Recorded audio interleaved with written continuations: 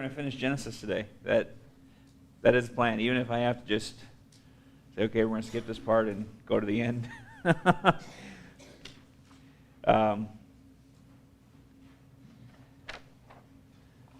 guess I should have gone back and looked at where exactly we left off. I think we left off, Joseph was in prison, right? Pretty sure. Yeah, that's where we were.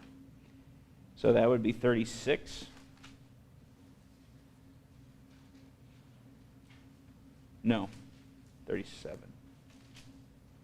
Not that either. There it is, 40. Okay. Chapter 40, Genesis.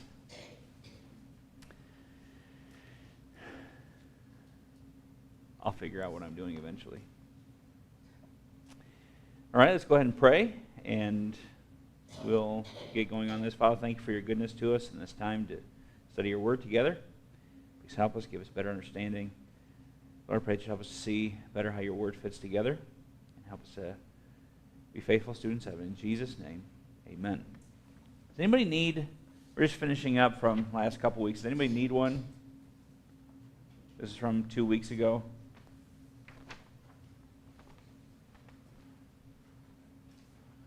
Okay.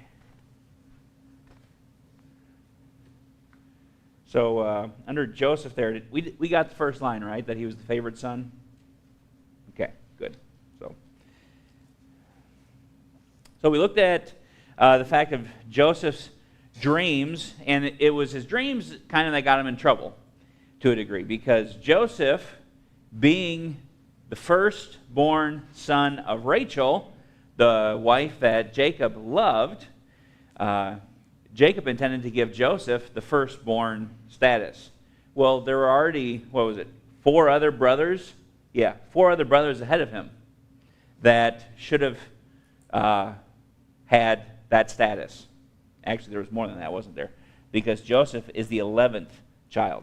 So there's 10 other brothers ahead of him that should have had the right first. But Jacob is favoring Joseph because he's the firstborn son of the wife that he loved the most. And so he gives him the coat of many colors.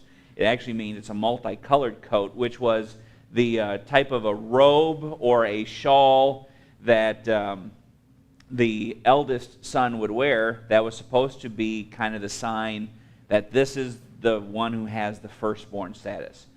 Well, that made all the other brothers very angry. And so they already didn't like Joseph. They couldn't talk to him in a nice way. Anytime they talked to him, they were snapping at him. And they just were totally annoyed by his presence. And so then Joseph comes up with these dreams as far as they're concerned. You know, this guy's just a dreamer, not realizing that he's actually telling them what God's going to do. And so Joseph dreams, hey, guys, guess what? I had this dream, we were out in the field, and we were all binding sheaves, and your sheaves all got around me in a circle, my sheaf, and they all bowed down to my sheaf. Well, they understood what that meant. They understood, you're saying we're all going to bow down to you one day. Then later on, he has another dream. And this one included his father and mother. And he tells it to his brother, and then he tells it to his father. He says, yeah, I had a dream that there was the sun and the moon, and there were 11 stars, and they all bowed down to my star. And at that point, his father was kind of fed up. He's like, man, how arrogant can you be? Do you think your brothers and your mother and I are going to bow down to you? And so he's kind of in hot water. And so the day comes, Joseph's brothers are out a ways away, and they're herding the sheep for the father, for Jacob. They're feeding them. And since Joseph's kind of a little bit of a tattletale anyway, being one of the youngest sons, that's just kind of what they do. And so he says, I want you to go check on them, find out what they're doing, make sure they're doing what they're supposed to be doing, and then come back and tell me. So he goes, and they devise this plot to get rid of Joseph. Initially, they wanted to kill him. Several of them did. Some said, no, let's not kill him. We don't want any bloodshed. And here's some Ishmaelites from Midian, because the Bible calls them Ishmaelites and Midianites there in the passage. So they are Ishmaelites, kind of a vagabond tribe of Ishmaelites that originated from, Midian. And like, here they come, we'll sell them to those guys and they can do whatever they want. And so they buy Joseph, take him down to Egypt, and get a good price on him in the courts of Pharaoh. Potiphar, basically the prison guard for Pharaoh, buys him, and he becomes a servant for Potiphar. Well, Potiphar's wife takes a liking to him, and in an effort to try to blackmail him and get him to sleep with her, she is going after him every day, and so finally she tries one last time, takes his coat when he flees away, and he ends up being accused of rape and thrown into jail. And now the Lord is going to lift him up, because while he's in jail, the Lord gives him favor with Potiphar again, the prison guard. And Potiphar kind of lets him be, I don't know, I guess you could say the librarian, the guy that's in prison, but he gets the privileges for being such a good, upstanding prisoner, if you can say that. And while he's there, Pharaoh has a couple more people that come. Pharaoh's butler and Pharaoh's baker come, and they're in prison, and Joseph is keeping watch over them here in chapter 40. And the day comes, Joseph finds them, and they're kind of both downcast. They're kind of depressed and sad. And so he comes to them and he asks, what's wrong? Why are you guys upset? Why are you down? And it says here in verse 6, Joseph came in the morning unto them. This is chapter 40, verse 6. Joseph came in the morning, looked upon them, behold, they were sad. And he asked Pharaoh's officers that were with him in the ward of his Lord's house, saying, Wherefore look ye so sadly today? They said unto him, We have dreamed a dream, and there is no interpreter of it. And Joseph said unto them, Do not interpretations belong to God? Tell me them, I pray you. And the chief butler told his dream to Joseph, and said to him, In my dream, behold, a vine was before me, and in the vine were 3 branches. And it was as though it budded, and her blossoms shot forth, and the clusters thereof brought forth ripe grapes. And Pharaoh's cup was in my hand. And I took the grapes, and pressed them into Pharaoh's cup, and I gave the cup into Pharaoh's hand. And Joseph said unto him, This is the interpretation of it. The 3 branches are 3 days. Yet within 3 days shall Pharaoh lift up thine head, and restore thee unto thy place. And thou shalt deliver Pharaoh's cup into his hand, after the former manner, when thou wast his butler. But think on me, when it shall be well with thee, and show kindness, I pray thee, unto me, and make mention of me unto Pharaoh, and bring me out of this house. So basically he says, look, this is the dream. He gives him the interpretation, says, Pharaoh is going to restore you. Now, when this all takes place, and everything's going well now, and you get back into your position, put a good word in for me with the big man, okay? Put a good word in for me with Pharaoh, and maybe he'll get me out of here. Tell him I'm an innocent guy. Okay, and notice what he says here, verse 15. For indeed I was, what's that next word that he says? Stolen. Away from the land of who? The Hebrews. Now that's really interesting, because up to this point, there were only 2 small portions of that land that belonged to Jacob and his descendants.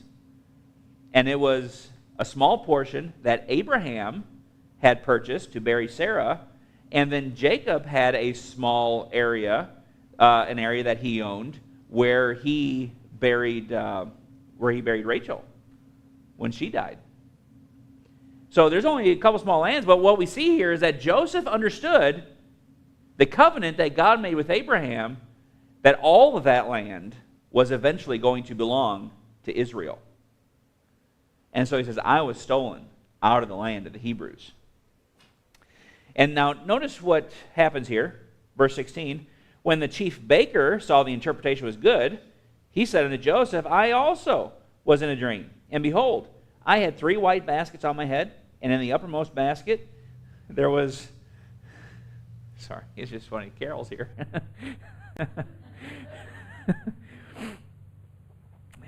I shouldn't do that. It It distracts me sometimes.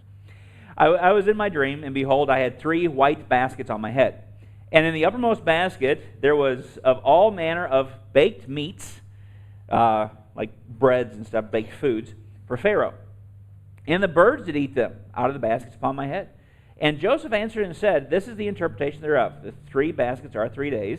Yet within 3 days shall Pharaoh lift up thy head from off thee, and shall hang thee on a tree. And the birds shall eat thy flesh from off thee. Well, it didn't fare so well for him, did it? He says in 3 days you're going to be restored to your place, but then Pharaoh's going to hang you. Verse 20, and it came to pass the 3rd day, which was Pharaoh's birthday, that he made a feast unto all his servants, and he lifted up the head of the chief butler and of the chief baker among his servants, and he restored the chief butler unto his butlership again. And he gave the cup unto Pharaoh's hand, but he hanged the chief baker and Joseph, as Joseph had interpreted to them. Now watch, verse 23. Yet did not the chief butler remember Joseph, but what? He forgot. How convenient. And things went so well, he was so excited he plumb forgot. I guess to some degree you could understand that, because we do that, don't we? We get excited about something, we forget about other things. But now notice, verse 41, and it came to pass at the end of 2 full years. So 2 years go by in which Joseph's just sitting here waiting. Is that guy ever going to remember? And is Pharaoh ever going to send for me? And so, after 2 years, Pharaoh's going to have a dream. Well, actually, he's going to have 2 dreams in the same night. And so in his dream, verse 2 says, chapter 41, came out of the river 7 well-favored kine, that would be cows, and fat flesh. These are good, fat, healthy, ready to be butchered cows. And they fed in a meadow. And behold, 7 other kine came up after them out of the river, ill-favored and lean-fleshed, and stood by the river other kind, by the other kine upon the brink of the river. And the ill-favored and lean-fleshed kine did eat up the 7 well-favored and fat kine. So Pharaoh awoke. And I guess so. I don't know what it'd be like. You're having this dream. There's 7 cows out in the meadow, and they're eating, and that's kind of a peaceful dream. And now all of a sudden 7 more come up, and they eat the other ones. I don't know what that would look like. Do they grow wolf-type fangs or something like that to be able to eat them, or what they did? But I'm sure it was kind of a vicious, gruesome dream. And so Pharaoh wakes up, and he's kind of worried about this. Well, then he falls back asleep, and he has another dream. And in his next dream, he's going to see a stalk grow up, and there's going to be on it 7, it says, full ears of corn. Now, when it says that there's 7 ears on it, when it says that, we tend to think like peaches and cream, or the kind of corn you go down to the store and it says corn, and you have a cob of corn. It's talking about wheat, is what it's talking about. Well, wheat stalk only typically has 1 on it, right? So, and this is unusual, what's going on here. So this has 7 that sprout out of the top of it. And then he sees on that same stalk 7 more that develop on it next to them. But these ones are not fat and plump and very healthy-looking grain. These are very ill-looking grain. And those ones eat the 7 good ones. And Pharaoh wakes up from that dream. And it says, verse 7, the 7 thin ears devoured the 7 rank and full ears, and Pharaoh awoke, and behold, it was a dream, and it came to pass in the morning that his spirit was troubled. So, obviously, these kind of got him worked up. And I'm sure he understands there's a little bit more to this than just, bad pizza the night before. There's too much similarity between them. And so Pharaoh, kind of like Nebuchadnezzar does, Pharaoh calls for all the magicians and stuff like that, come tell me the interpretation of the dream. Nobody can do it. And so finally, as Pharaoh's getting upset, the butler's like, funny thing, a couple years ago, there was this guy down in the prison, one of the prisoners. I had a dream, and he interpreted it. And your baker, you remember that guy? He had a dream, and he interpreted it. And it happened exactly as it said. And so Pharaoh calls for Joseph finally after 2 years. And Joseph comes, he gets out of prison, and he cleans up, gets new clothes, shaves, because the Egyptians, they're very clean people. They don't have beards, so unless they have like this little goatee type thing that you would see in some of the Egyptian art. And they have bald heads. So, Joseph cleans up. He goes in, talks to Pharaoh. Here's the dream. And so Pharaoh tells him the dream in verse number 17, both the dreams. And then we get down to verse 25, and Joseph tells him the dream. Joseph said unto Pharaoh, the dream of the Pharaoh is one. God hath showed Pharaoh what he is about to do. 7 good kine are 7 years. 7 good ears are 7 years. The dream is one. And the 7 thin and ill-favored kine that came up after them are 7 years, and the 7 empty ears blasted with the east wind shall be 7 years of famine. This is the thing which I have spoken unto Pharaoh. What God is about to do, he showeth unto Pharaoh. Behold, there come 7 years of great plenty throughout all the land of Egypt. And there shall arise after them 7 years of famine, and all the plenty shall be forgotten in the land of Egypt. And the famine shall consume the land. And the plenty shall not be known in the land by reason of the famine, that famine following. For it shall be very grievous. And for that dream was doubled unto Pharaoh twice. It is because the thing is established by God, and God will shortly bring it to pass.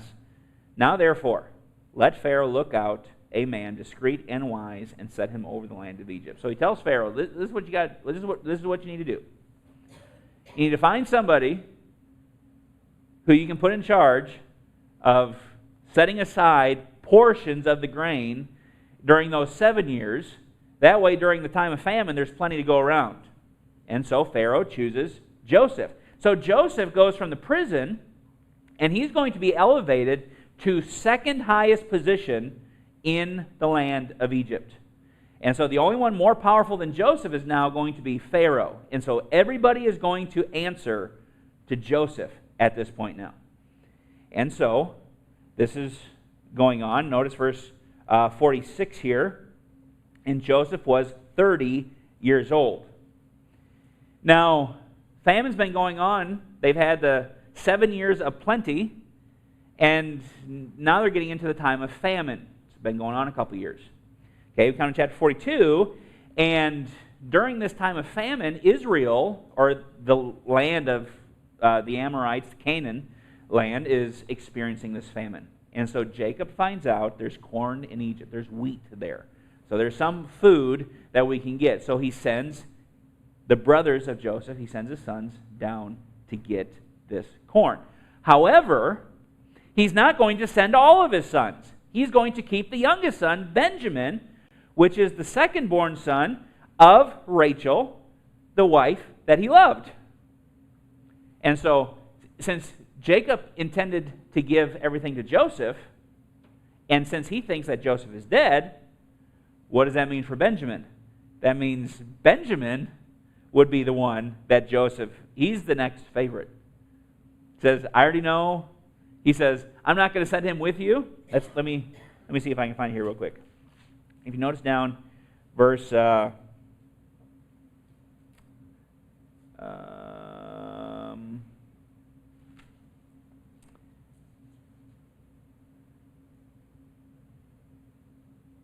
see here. I'm sorry. I should have done this ahead of time.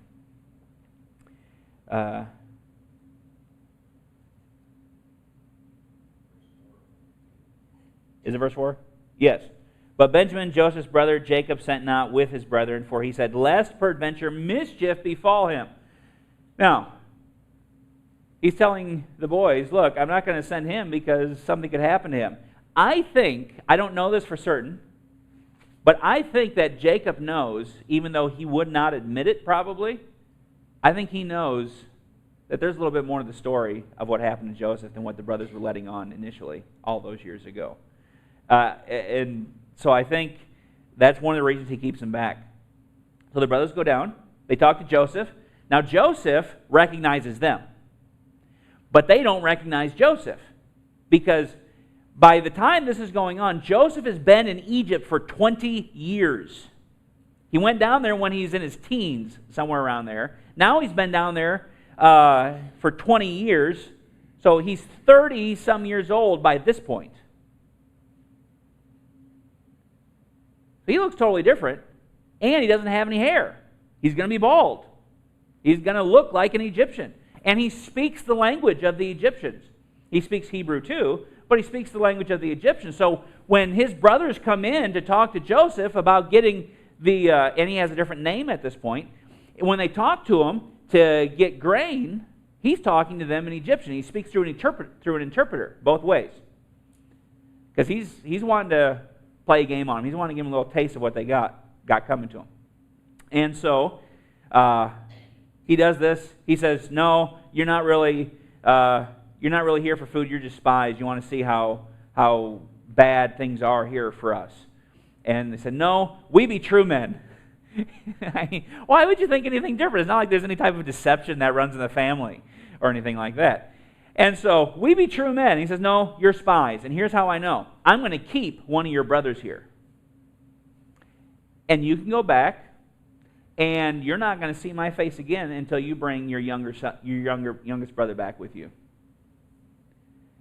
And it's interesting because they don't pick up on it, but Joseph asked them specifically, "How's your father? How's your youngest brother?" They don't pick up on the fact that, wait a minute, we didn't mention that to him. He's just asking. And so he keeps Simeon down there, puts him in prison, and he sends them back with the grain.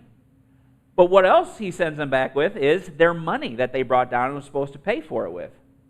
And so this is at least an 11-day journey. Okay? Remember that from, I think it's Deuteronomy. It's an 11-day journey to go from Egypt to Kadesh Barnea, which is right at the southern border of Israel. Well, they probably live another day or two in. So they have an 11 to 13-day journey that they're taking. They come to their first stop along the way, and they open up their bags of grain to give the donkeys some food. And they notice right on top of those bags is their bags of money. Oh no, this is terrible. Now he's going to think that we stole from him. Simeon's dead. That's kind of what they think, because we're not going to go back and talk to him. So they go back. And now what happens, at the end of chapter 42, they're running out of grain. We need to go back.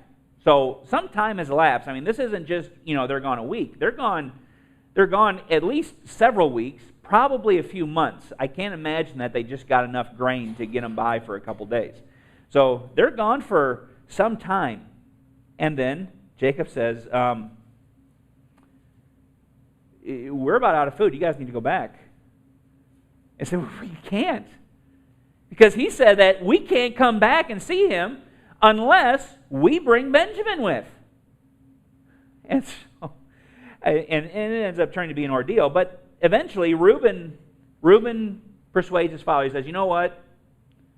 If something happens to Benjamin on the way, go ahead and kill my two sons." Just loving people. But, so Jacob finally sends them. And then, chapter 43, the famine was sore in the land. Came to pass, when they had eaten up the corn, which they had brought out of Egypt, their father said to them, "Go again, buy us a little food." So they go here, coming down toward the end of the chapter. They meet Joseph again.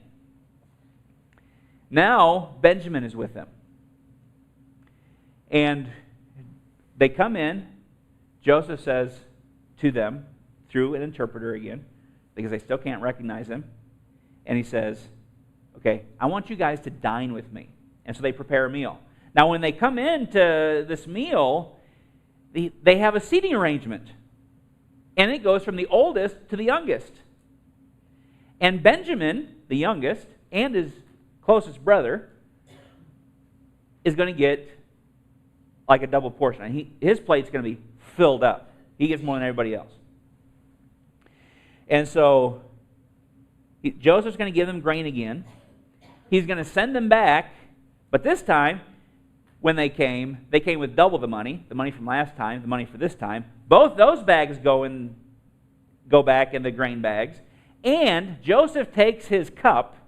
It's not a drinking cup, it's a divining cup. Probably something he picked up down in Egypt. And he puts that in the bag of Benjamin and sends them away. So, chapter 44, he commanded the steward of the house, fill the men's sacks with food, as much as they can carry, and put every man's money in the sack's mouth, and put my cup, the silver cup, in the sack's mouth of the youngest, and his corn money. And he did according to the word that Joseph had spoken. As soon as the morning was light, the men were sent away, they and their asses. And when they were gone out of the city, and not yet far off, Joseph said unto the steward, Up, follow after the men. When thou dost overtake them, say unto them, Wherefore have ye rewarded evil for good? Is not this it, in which my Lord drinketh, and whereby indeed he divineth? Yet ye have done evil in so doing. And he overtook them, and spake unto them these words. And so then they have this whole ordeal. No, we didn't steal anything. And then they finally go through the bags, and it comes to Benjamin, and sure enough, he took the cup, or it looks like it. And so they think, okay, great, we're dead men. Our father's going to kill us. And so they go, and they appear before Joseph. Again, speaking through an interpreter. And they explain, look, you can't lock us up. You have to understand. This is the youngest son. He's our father's most beloved son. And his brother is already gone. And if something happens to him, it's going to literally kill our father. He's an old man. Well, at this point, Joseph can't handle it anymore. He can't control himself, so he commands everybody to get out, except for his brothers. And then he starts bawling his eyes out, and starts wailing. And so this scares them because they think, oh, for sure, he's going to just kill us right here and now. And he confesses who he is. And then they're really afraid because he's like, well, he has the power now. He can seek revenge on us. And that's not what he does. So, what he does, he arranges to send for Jacob and the rest of their families and to bring them all down to Egypt. Okay? So, chapter 46, they come down to Egypt. I need to hurry. So, I'm just going to sum this up as best I can. They come down to Egypt. Now, they're going to stay in Egypt for a total of 430 years. 30 years they're going to be there before their captivity. 400 years they're going to be in captivity. Okay? And so they're going to be in Egypt for quite a while. Now, when they come, Joseph arranges for them to live in the land of Goshen. And this is important because if they came down and just intermingled with the Egyptians, what was likely to happen? They're going to begin to intermarry. And they're going to just kind of be assimilated into the Egyptian culture and the Egyptian people, and eventually they would not be a people. And so when they come down, Joseph tells them, now look, when you get down there, you tell and Pharaoh asks you what your occupation is, you tell them you're shepherds, you're herdsmen. And the reason that's important, which they are, so it's not a lie, that is what they are, but the Egyptians, being clean people, don't like people that sleep outside with animals. I mean, for obvious reasons. And you got bugs, you got the smell. Not exactly the cleanest people. And so the Egyptians, it says that every shepherd is an abomination to the Egyptians.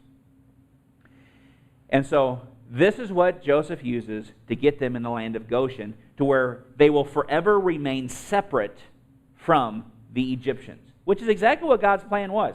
God wanted them to stay separate from them. And so that's how Joseph does this. So they stay in Goshen.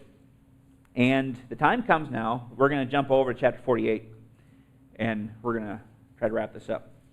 So the time comes when Jacob is finally going to die. Now, Joseph had been given a wife while he's there in Egypt. One of the priests of Pharaoh, his daughter was given to Joseph. as a wife, and he has two sons, Manasseh and Ephraim. And so now the time comes, in chapter 48, Jacob is getting ready to die. But before Jacob dies, Joseph wants his grandsons to be blessed by their grandfather before he passes. And so this is what's taking place in chapter 48. So notice here, he says, it came to pass, verse 1, after these things that one told Joseph, behold, thy father is sick. And he took him his two sons, Manasseh and Ephraim. And one told Jacob and said, behold, thy son Joseph cometh unto thee. And Israel strengthened himself and sat upon the bed. And Jacob said unto Joseph, God Almighty appeared unto me in Luz in the land of Canaan, and blessed me, and said unto me, behold, I will make thee fruitful and multiply thee, and I will make of thee a multitude of people, and will give this land to thy seed after thee for an everlasting possession.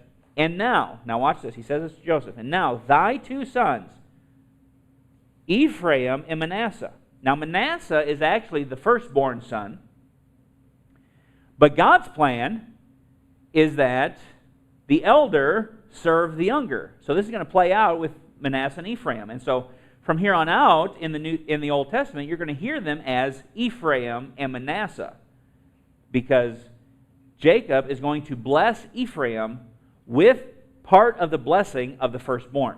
And watch how he does this. He says, and now thy two sons, Ephraim and Manasseh, which were born unto thee in the land of Egypt, before I came unto thee into Egypt, are mine. As Reuben and Simeon shall be mine. So now notice, the first two born sons of Leah, Reuben, the firstborn, should have gotten all the inheritance. Now, the firstborn right, the birthright, the blessing, would go to the firstborn son, which would have been Reuben. Okay, and part of that, the firstborn would receive leadership of the family. He would be the one through whom the bloodline of Messiah would come through. Also, he was the priest of the family, and he's the one that's going to get a double portion of the land of all the possessions of the father. Okay, but now we have a problem, because if you notice on your chart there on page 1, there with having 4 wives, technically, Leah, Rachel, Bilhah, and Zillah, you have 4 potential firstborn sons. And so what Jacob's going to end up doing is he's going to split the birthright. Reuben is going to loses out on the birthright because he goes in unto his father's concubine. And so he loses the birthright, which we're going to find out in chapter 49. And Simeon loses his chance to have the firstborn status because he and Levi go and kill the men of Shechem. You know, they raped their sister, and so they say, well, you know, you can marry as long as you guys get circumcised. So after 3 days after circumcision, you know, when all the pain really sets in, then they go up and they slaughter all the men. Okay? And so they lose out on it. And so what Jacob's doing here is he's going to give land portions to Joseph, but he's going to do it by way of Ephraim and Manasseh. He is adopting them as his sons in order to do this. That's what's taking place there. Chapter 49 now, he gathers all 12 sons, and he's going to bless them. Okay? So let's... Oh, man. Time. Okay.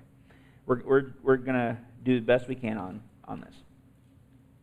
So there's 12 sons. We're not going to hit all of them, but there are several of these there on page 2 that are significant.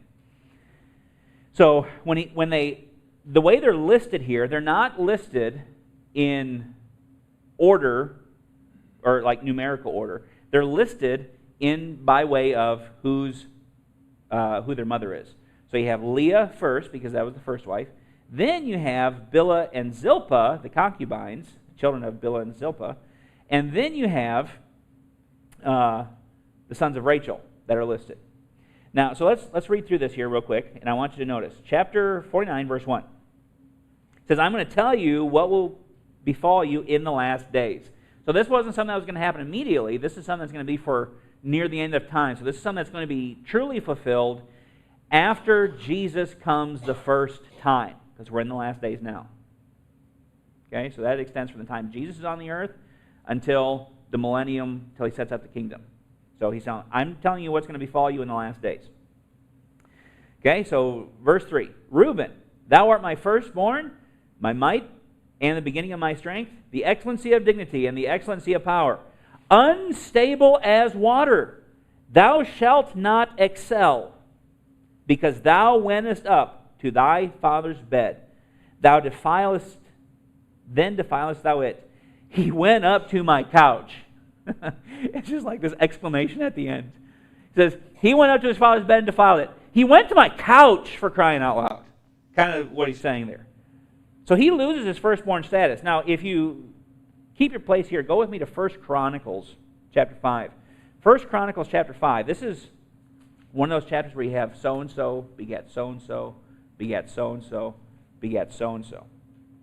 One of those chapters you're tempted when you're reading it to just kind of pass over and not really pay attention. And the Lord obviously does that on purpose. And he puts little details in there that you miss if you're not paying attention and actually reading the names. Chapter 5, verse 1. Now the sons of Reuben, the firstborn of Israel. Now watch what he says. For he was the firstborn, but for as much as he defiled his father's bed, his birthright was given unto the sons of Joseph, the son of Israel. And the genealogy is not to be reckoned after the birthright. For Judah prevailed above his brethren, and of him came the chief ruler, but the birthright was Joseph's. So notice what he says there. He says, look, Reuben was the firstborn. He was the one that was supposed to get the birthright and have the double portion of inheritance. But because of what he did, it went instead to Joseph's two sons. So between Ephraim and Manasseh, between their land allotments, technically Joseph got double the land portion of the rest of his brothers through them. So he's dividing up that firstborn status between some of the sons. So he gives it to Joseph through Ephraim and Manasseh. Then we come to verse 5. Simeon and Levi, our brethren, instruments of cruelty are in their habitation. And so, verse 7, he says, cursed be their anger, for it was fierce, and their wrath, for it was cruel. I will divide them in Jacob and scatter them in Israel. So notice what he does here. Simeon is losing his place, his opportunity to be firstborn and have that firstborn right. So is Levi. But now Levi is eventually, in the book of Exodus, is going to receive some portion of that birthright because, remember the whole golden calf incident, and Moses says, who's on the Lord's side? It was Levi that instantly came to and said, we're coming over to the Lord's side. They were the first ones. And so they kind of redeemed themselves and they become the priestly tribe. But they don't get any land. They are dispersed among the tribal allotments of the other sons. They don't get any of their own land. They are strictly reserved for the Lord. Okay, coming to verse 8. Judah, thou art he whom thy brethren shall praise. Thy hand shall be in the neck of thine enemies. Thy father's children shall bow down before thee. Judah is a lion's whelp. Okay, so here he's speaking of the fact that Judah is going to take on the leadership role. He is going to be the kingly tribe. Kings in Israel could only come from Judah. Okay, Messiah is going to come from Judah. This bloodline for the Messiah is going to come through Judah. That's what's being spoken of here. Judah is a lion's whelp. From the prey, my son, thou art gone up. He stooped down, he couches a lion, and as an old lion, who shall rouse him up? The scepter shall not depart from Judah, nor a lawgiver from between his feet, until Shiloh come, and unto him shall the gathering of the people be. So now notice here, he says the scepter, that's what a king holds, is a scepter. It's a symbol of his authority as the king. He says that authority is not going to leave the tribe of Judah until until Shiloh comes. Shiloh means peace, but it's a word, that's in your notes, isn't it? Yep, right there. Shiloh means peace. Shiloh means peace. And so it is a Jewish reference, though, to the Messiah. And so he's saying when the Messiah comes, Judah is still going to be holding on to the scepter. Which is significant because in the year 7 AD, Rome took away the right of self-government from Israel, where they were not allowed to govern themselves. And they took away the responsibility of capital punishment from the Jews. And they viewed this as the scepter departing from Judah. And for days, the members of the Sanhedrin walked around the city of Jerusalem in sackcloth and ashes, crying out that the scepter is departed from Judah and Messiah has not come. So they thought God's plan, God's word fell to the ground. It broke. God didn't come through for us. And so they're mourning. But they didn't know that in a little town of Nazareth, there was a little boy who worked in his father's shop who one day was going to come and redeem Israel. Messiah had come. Shiloh had come. They just didn't know who he was at that time. Just kind of an interesting thing there. Now, he says, the scepter shall not depart from Judah. Verse 11, he says, binding his foal unto the vine and his ass colt unto the choice vine. Now, what he's going to describe here is the conditions of the millennial kingdom. That the land is going to be so prosperous that instead of hitching your horse or your mule or donkey or whatever to a tree, you're just going to take them out to the vine. You'll tie them there. Now, what's sure to happen? One, they're going to eat it. They're going to eat those grapes that are there. They're also going to be very destructive of it. But it's not going to matter because it's so plentiful. He says in verse 12, his eyes shall be red with wine, his teeth white with milk. So verse 11 goes on to say then that he's going to dip his clothes in the blood of grapes because it's just going to be so plentiful. It's not waste. It's just there's so much of it. There's so much produce that it's no big deal. Then he talks about Zebulun, verse 13. Verse 14, Issachar. Verse 16 is the tribe of Dan. Tribe of Dan. Now, Dan is an interesting tribe. You got to watch him. It says, Dan shall judge his people as one of the tribes of Israel. Dan shall be a serpent by the way, an adder in the path that biteth the horse heels, so that his rider shall fall backward. I have waited for thy salvation, O Lord. Now, Dan is really interesting, and here's why. Dan is going to judge the people, but he's eventually going to be stricken from the record because he is like a snake. Very deceptive. He's actually going to be a follower of Satan. And just notice here in your notes, I'll go ahead and just read it. So he's stricken from the genealogical record after the time of the kings. Because you remember in 1 Kings chapter 12, the united kingdom of Israel that was united under Solomon, once Solomon's son Rehoboam comes to the throne, his general, I think it was his general, Jeroboam, doesn't want to follow him, and they divide the kingdom. So Rehoboam is going to take the southern kingdom of Judah. Jeroboam is going to take the 10 northern tribes and devise and run a second kingdom. And what happens is because he does not want people in the north going to the south to worship in Jerusalem, in Samaria he sets up a replica tabernacle, temple. And he establishes worship in Samaria and in Dan. And the Danites are more than happy to contribute. In fact, they set up a golden calf for the worship of the Lord, just like they did back when they came out of Egypt. And at that moment, Dan is stricken from the record. The tribe of Dan does not appear anymore in any genealogy after that point for Israel until you get to the millennial kingdom.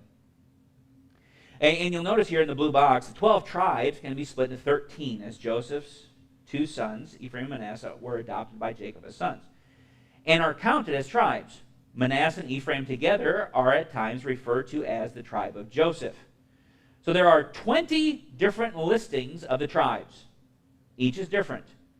If the tribe participates in military operations from which Levi was exempt, you will still get 12 tribes by splitting the tribe of Joseph into two. So there's always going to be 12 tribes, even though Dan is not there. And if they're going for a military thing, tribe of Levi didn't go for military service. They were priests. They didn't go for that. Okay? But what happens is once you get to Ezekiel 48, it's the only time that they're mentioned again. Ezekiel 48 is the land allotments during the millennial kingdom, and that is where Dan is going to receive his inheritance. And so it's at that point then that they receive that. So now, then he goes Gad, Asher, Naphtali, and then finally Joseph, and speaks of how he's given this great land allotment to Joseph. And then Benjamin, verse 27.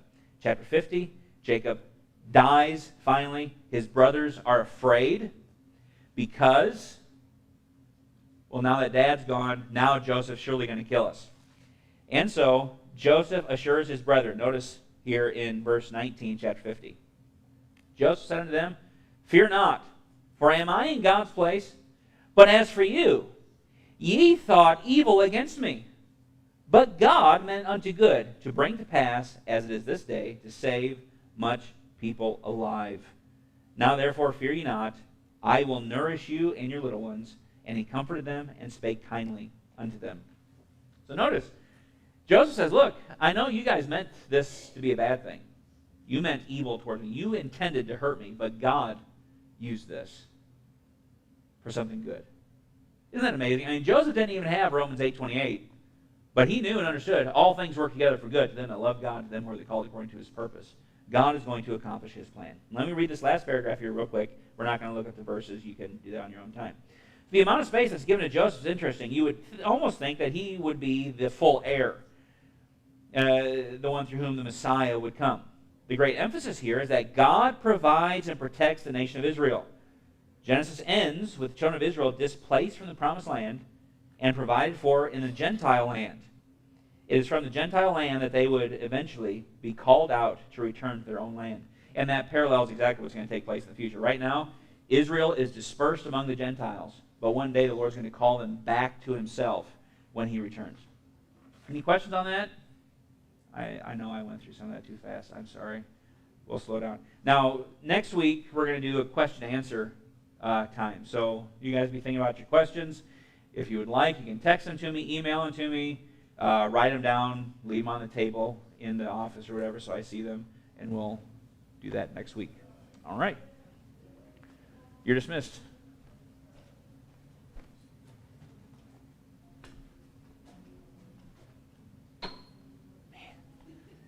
Genuine Ray Charles here.